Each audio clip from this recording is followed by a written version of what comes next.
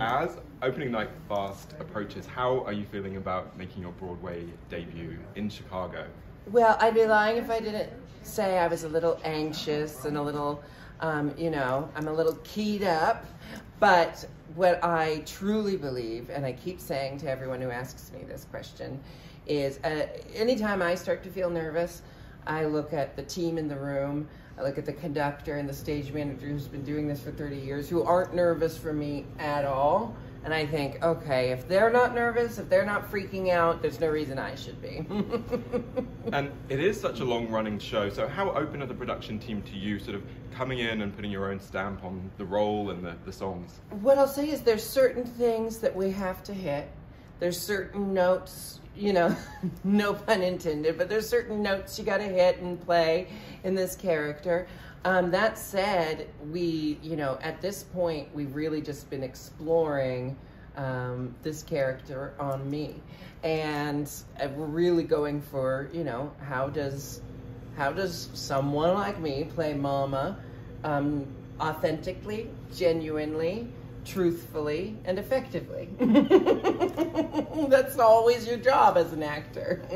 And what have you particularly enjoyed about sinking your teeth into When You're Good to Mama? Have you sort of made new discoveries in it? Oh, absolutely. Because, you know, I've been singing this song for so long. It's a drag queen go-to. It's staple in our world, you know? And I've only ever played it for the innuendo. So to be encouraged to find more than just sex jokes to make within the song has been fun and deepens the song, of course, you know, like, so the sex jokes I have covered, everything else we've been finding in rehearsal. And what's the significance for you of playing the role in drag and bringing drag sort of center stage on Broadway? Well, you know, I'm not the first. Peppermint was, I don't ever know if I'm quoting things correctly, but as far as I know, Peppermint was the first drag queen and trans woman to originate a role in the show Head Over Heels. And I feel so honored and grateful to be able to take that torch, and I'm excited to see who I might pass the torch to next from our sisterhood. But for me, what's really, really exciting is that I'm getting to play a role that's intended for a cis female to play. And my whole mission statement as an artist since college, essentially, when I got into a fight with my professor, was to show that audiences can handle, you know, someone with a penis playing a female role genuinely, earnestly, and not always for laughs.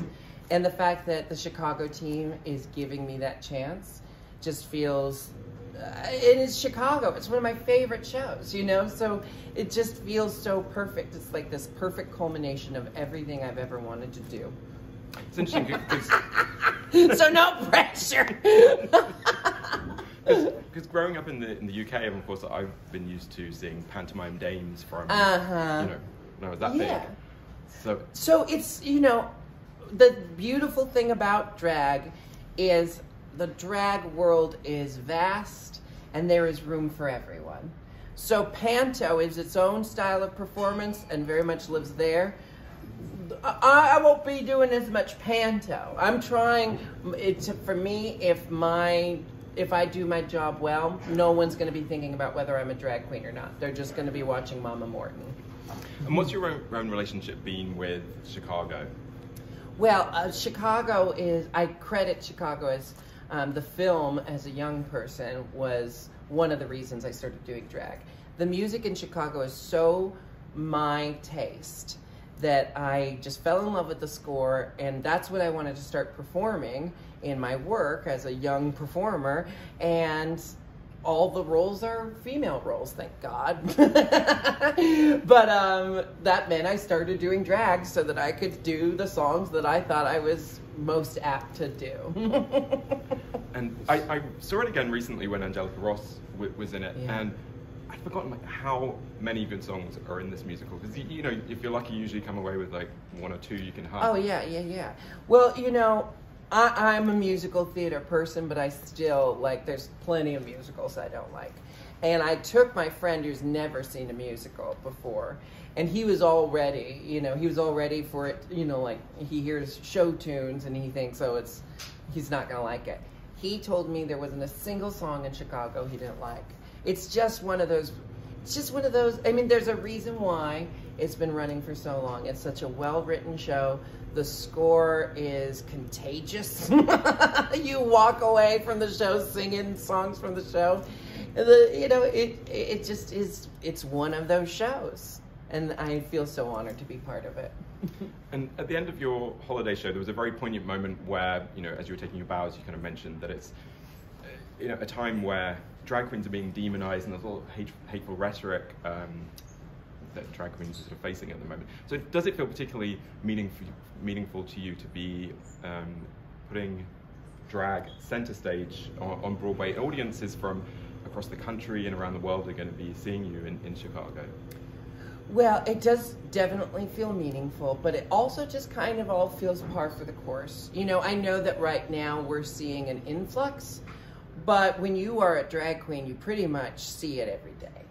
Like, because you're sensitive to it. You know how to hear the hatred in certain statements that are meant to, you know, be innocuous, you know. It's just one of those things you kind of become desensitized to after a while, but it also empowers me in my work. I think one of the best antidotes to that hatred and bigotry that exists in our world and in our country is to just keep living life unapologetically, authentically, and bringing joy to my audiences. And every year the audiences get bigger and more bombastic, and drag is, you know, sweeping media in a way that I don't think drag queens ever expected. So we're just like taking every day one day at a time and loving every minute. Whether people hate us for it or not. And your outfit obviously arrives today. Oh, hush! Well, what sort of gave you the idea of, okay, I'm just going to hold the sign in London? Oh, what gave me the idea is I wanted to nip any speculation in the bud. You know, like, my suitcases didn't arrive. Luckily, it was one of the days I dressed up for the airport, so I had something nice to wear. But I was petrified about doing DragCon out of drag because they're there to see me in drag. The drag fan base is just so loving. I mean, you know, there's trolls everywhere, but ultimately it was just this outpouring of, we don't care, we just want to meet you, we just want to say hi. And that's what the day was. It was just really joyful. The hastily written sign was done seconds before, you know, they had me trot down the pink carpet, and I just wanted everyone to know it wasn't that I didn't care, it wasn't that I wasn't putting in the effort, it was just literally that my bags got lost. And just finally, sticking with Drag Race for a moment, how did your sort of two wins differ now that you've had a little bit of time to reflect on it? Well, I was so young, and even though I had been doing drag for quite a while and performing for quite a while, nothing can prepare you for going from being locally known to being internationally known overnight. You know, that's how it was. It just happened overnight. And there was no way to prepare myself for it. And even though it felt like something I had been working for my whole life, 24 years is not that many years in the grand scheme of things. And now, you know, 10 years later, I have all this different appreciation for what I do. I have different intelligence for the industry that I work in. I have different experiences that I've lived through. I'm a different person, and I feel like I am really present in this moment in a way that I maybe wasn't before or the first time, because I didn't know what was going to happen, and now I do. And now I feel like I got this. This is what I do. This is my job now, and this is who I am.